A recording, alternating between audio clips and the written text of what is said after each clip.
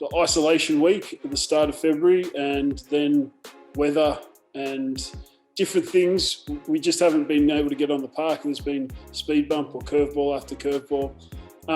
But through that also we've had a lot of opportunity to kind of lay down some ground rules and lay some standards. And the leadership group, I've got to commend them because they are a great bunch of humans, and they've done a great job up until this point to get us set on the right path. And when we have trained, we've looked really sharp, and the squad, and just wonder, 34, 35, how many players we've got, all really good guys that are on the bus going in the same direction, which is kind of my job. But and it's early doors at the moment, so everyone's a little bit excited and keen to get on the bus and go in the same direction. But hopefully we keep it that way. Conner was always on my radar. He was on my radar from the first draft, from the collegiate draft, and he's a Texan, which was I always liked that part about some of the players that I was looking at. And I think the big thing for me was when I decided to make that decision was that he just strengthened up our young brigade. We've got a great stable of young players in our squad already, and he was kind of considered for the draft. He was considered the best of that. So he could only add to our young brigade and add to the youth of the group and the energy of the group. And I think I said it last time I was on podcast that I'm here for a long time. I want to be here for a long time, and I want to set up long time success. Yeah, they're a good team. They're really well put together. Good attacking team with good set piece. Good general manager. What's the 10's name? Big left foot South African. Schultz. Yeah, great goal kicker. So your discipline's got to be right on. Their defensively, their presence, with the black jerseys, they're coming, and they're quite aggressive in their D. So yeah, we're up against it. I was looking forward to playing the two-time defending champs Seattle in round one beforehand, but I think Utah is just as big a challenge, and we've got to be ready to go. And that game, it kind of kicks off. I think we've got a run of home games through the first part of the season, and then we play away coming into the final. So we've kind of got to hit the ground running and really make the most of that. We've gone through a lot of change. Every year's been so different, and it's nobody's fault to what's happened in the past. Like, obviously we've had some bad seasons here and there, and some stuff has happened, but no, the future's bright here. I think Sam and Mark are bringing a whole new perspective to here, and Gilly backing us now. It's a fun time, and like, that's not to say we haven't had fun the last couple of years, and rugby's fun no matter if you're doing it the way we did it before, the way we're doing it now. But just the team we have and where we're going, I think that it's a bright spot to be, and I think that you'll see there's a lot of guys that want to be here that can't be here, and I'm just happy I am here. Well, like the first thing last year I came into, I put on some weight, so I put on 6 kgs, and I think that showed. That helped out a bunch. But yeah, no, we were going good. I think we were just getting started. We saw the players come in where we were only getting better each week. Week after week, we were only getting better. And I think we were going to make the playoffs, let alone we were going to be a force to reckon with at the end. Sucks that it happened the way it did. Glad we got a win in there somewhere, so the offseason was a little bit easier to have that feeling back. I think I've been missing it for a long time. A couple of boys have. But no, we were hot. That Houston game was only the start. It was only the start. You saw that us coming together. We still didn't play perfect or anywhere near perfect. But I think we were a team that was serious. Like, even when the COVID thing hit, the first couple of weeks, we were still training after. And then we obviously got the cancellation, but where teams are already dispersing and stuff, we were still training. We were hungry. We wanted to play. So, yeah, I think we're going to be a fit, fast, physical team. Like, that's where we want to be. We're going to play an exciting brand of rugby. We're going to play with the ball. We're going to score points. We're going to hit hard. And we're going to win games. Like, I'm not saying we're going to win every game, but I promise you this year is going to be a little bit different. I think we go from being a team where people looked at us like, oh, that we're going to Austin, to now we have a target on our back, which is good. That's where you want to be.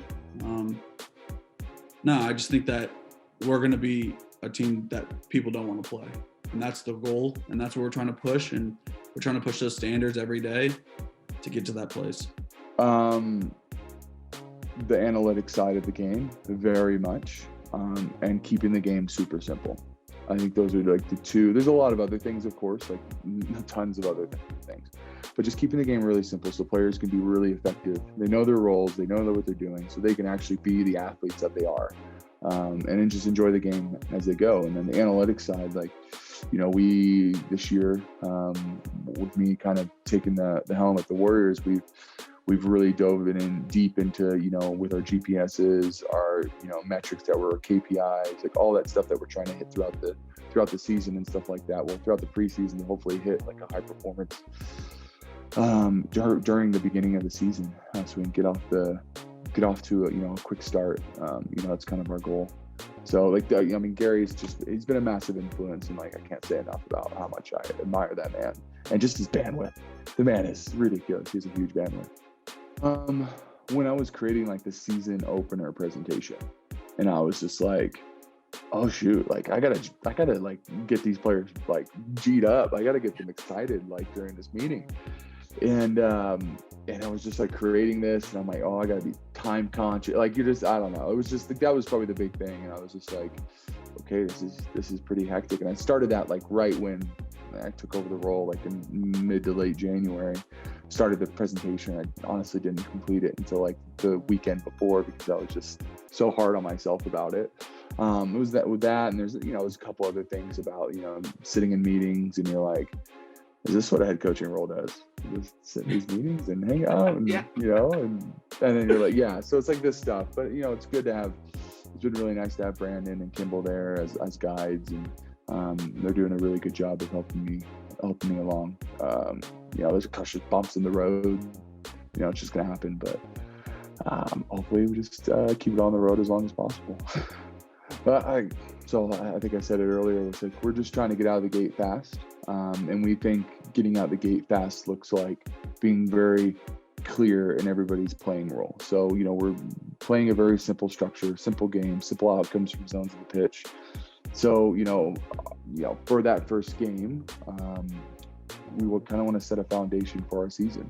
You know, hopefully we can come out, be very organized, play a high tempo game that we're trying to play, and be successful in our kick game. That's really the three focus points for us in the beginning of the season. And it's kind of like our big planning for even the preseason, which is get simple structures in place, and then we can start to layer tactically what we really want to achieve through the season. Yeah. So I got hurt, my ending season injury, our first preseason game in San Diego.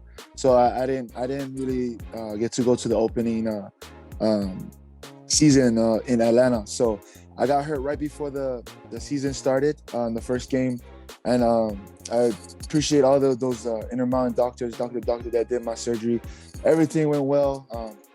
I just let it happen, man. So it just, when all that process went, and when I heard the bad news, I just got changed all my plans, and just work on rehabbing and trying to focus on 2021 of this year. So it's been a great journey, hard journey, but it's been a grind. But all thank you to all the doctors that helped me get through it, and all the physical therapists that helped me at Intermountain, so at Tosh. So hats off to them. They helped me on a great journey. And right now, it was just focusing on 2021 and getting this season started. So I grew up playing rugby in Hawaii, and a little bit in Samoa when I grew up in Samoa when I was a little kid. But in Hawaii, so rugby wasn't as big as here in the States. You know, that I was kind of like in a little bubble of always, like, in Hawaii it's football or volleyball. You know what I mean?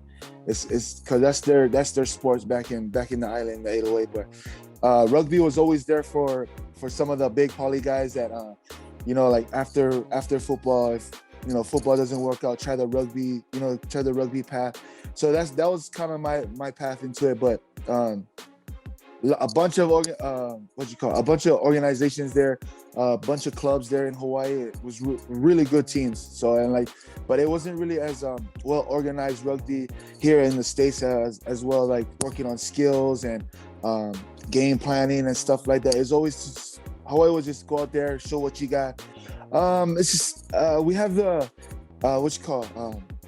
bringing good leadership, So when with Kimball and Shawn and all this, the Warriors are gonna abandon them, bringing in these good experienced guys, like guys like Mikey Teo, Oli Khalifi, Paul Mullen. They good experienced guys and good leadership too in their background. So we kind of lacked in the second year in the Warriors of leadership, So leadership and consistently always on us and stuff like that, and keeping the standards high and throughout the season. So we have those guys coming in, great leadership guys, man. So hopefully these guys will help us to continue to give us the winning mindset and trying to put that championship mindset together and